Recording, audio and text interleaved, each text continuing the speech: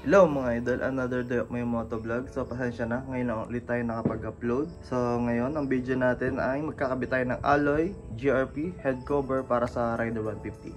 So yun, pakita ko sa inyo. What's up? 1, 2, 3, 4, 5, 6,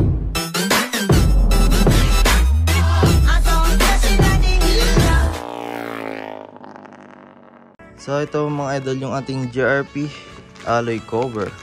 So hindi ko alam ang price nito.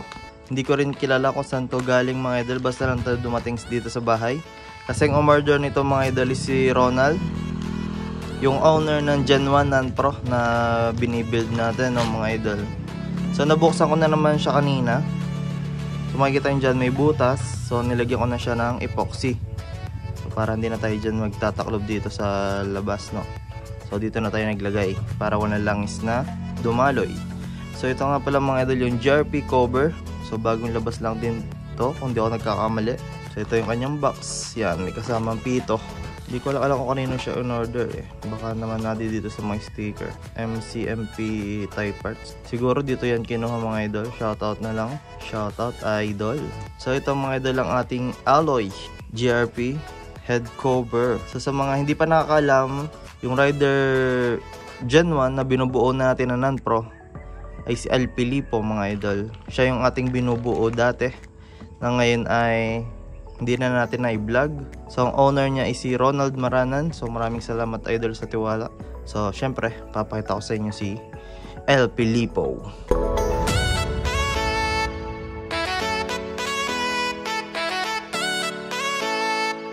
So ayun mga idol, nakita nyo sa El Pilipo, pero hindi ko muna siya ipapakita yung iba niyang parts kasi meron tayong bukod na content para sa kanya. So i-reveal natin lahat ng piyesa ni El Pilipo. So ngayon, ang gagawin natin, magpapalit tayo ng head cover niya ng CNC GRP mga idol, alloy head cover nito.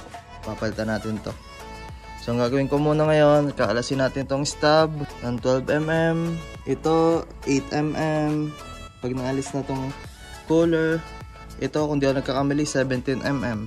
Tapos ito 8mm. Yung dalawa. Ito. Tsaka yun. So yun. Kuha lang tayong pangkalas. So una natin kakalasin mga idolis ito. 12mm. Yung stub nya.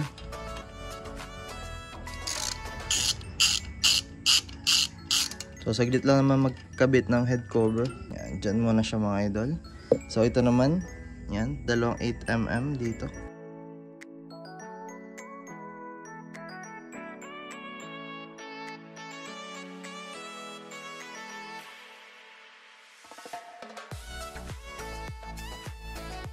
So nabaklasan natin ang cooler mga idol. So ngayon kakalasin naman natin to. Itong mga head bolts natin. 17mm gagamitin natin dyan. Yan.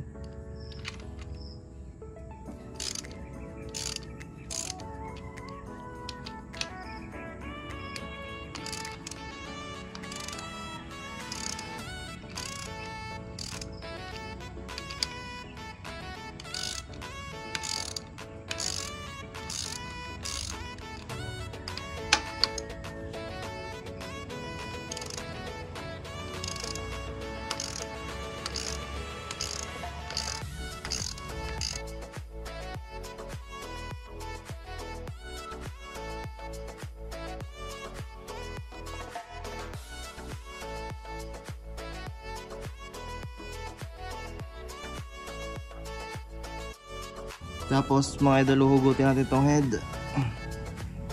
Kaya to sa hugot eh. Oh, diba? So nakalas na natin. So ang gagawin natin dito mga idol sa stock cover natin. So alisin lang naman natin itong goma na to. So yan. Alisin lang natin yan. Tapos pupunasan natin itong mga idol bago natin ikabit dun sa alloy cover. So dito kukunin natin yung cover natin ng GRP tappet cover kasi ito yung ating ilalagay sa alloy head cover.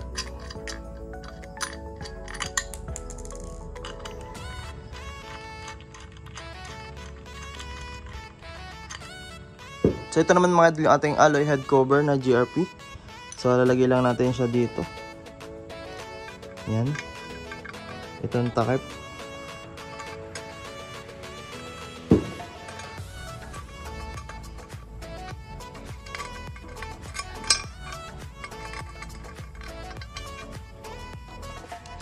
Tapos higpitan, syempre. So ito na siya. Yan o. So ito yung tinakpan natin ng epoxy. Tapos mga idol, ito ang ating goma. Ikakabit na rin natin, syempre. Kabit na rin natin.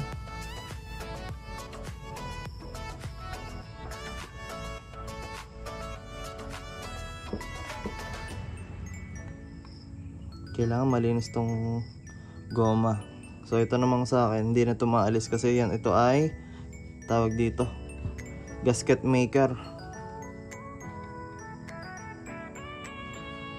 So ayun siya. Boost na siya mga idol.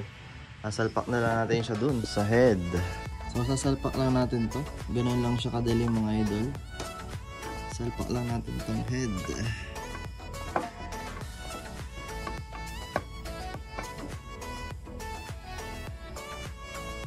So ayan, lagyan na lang natin ng bolt.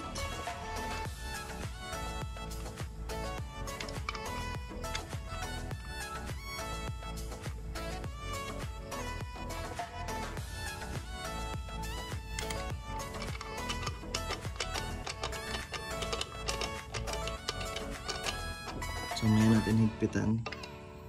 Bolt on muna natin.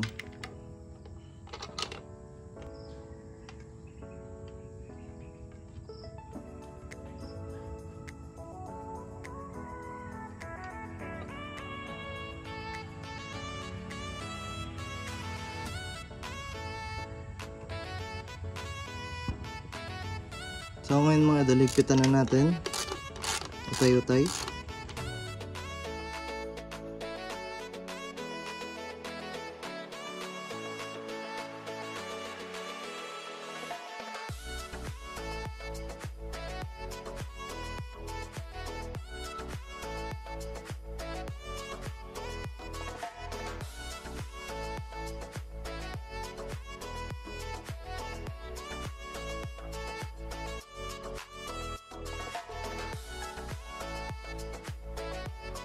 So ayun siya mga idol, higpit na.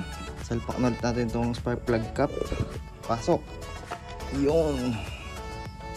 Alright. So ngayon mga idol, kakabitan ko lang siya ng oil cooler at itong bracket ng stub at saka stub. So kakabit na natin mga idol ang oil cooler at saka bracket ng stub. Ganda tingnan ng alloy na head cover. Grabe, dagdag diin talaga. So feeling ko yung MTB mga idol magkakaroon na din. So excited na ako para dun. Hindi pa mapag-decide mga idol kung si RRI papalitan na natin ng CNC block. Kasi pag nangyari yun, hindi na natin may ibomba siya, hindi na natin siya may ilaban sa mga loudest pipe or engine load. So syempre yun ang nagpapasaya sa akin.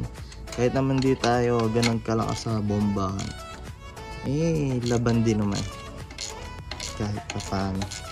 Kung may katanungan kayo mga idol sa mga piyesang nakita nyo dito kay El Pilipo, so abangan nyo sa susunod nating video or gawa natin siya ng panibagong content para ipakita sa inyo mga buong piyesa na kinabit natin dito, no?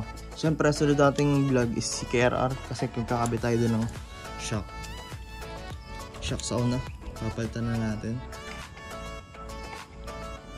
Kabit na natin itong stub at tapos na lahat.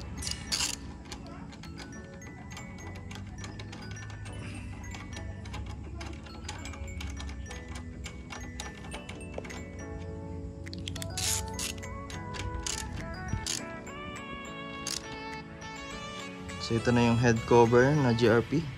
CNC load. Tapos naka CNC block pa. Napakadiin. Madiin tingnan mga idol. So kung may katanungan kayo sa mga piyesa dito, ay syempre gagawin natin siya ng video mga idol. Tsaka yan yun ang pinakamalapit dyan So ito yung ating pinakamalapit na build sa El Pilipo.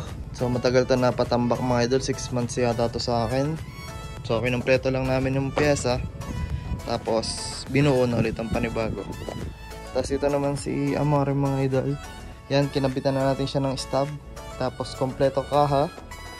Palit na rin ang oil cooler niya. So yan. Palit na rin oil cooler niya. Tapos, bago natin tapusin ang video na to, kasi saglit lang naman na video tong ginawa natin kay El Filipo. Yan. Pasilip ko ulit sa inyong head. Napak-solid. So, pakita ko sa inyo si CRR. Yan, magpapalit tayo ng shock sauna. Yung outer tube. Magpapalit tayo dyan ng outer tube. So, abangan nyo yun mga idol. Naka MTB extension na rin pala tayo. So, yan. Abangan nyo siya next vlog. So, dito. Ang ganda tingnan ng head. So, yun lang. Kung nagustuhan yung video natin ngayon, please like, share, comment, and subscribe. At huwag din po kalimutan pindutin ang notification bell para updated kayo sa mga susunod kong videos. I'm out! 1, 2, 3, 4, 5, 6, 7, 8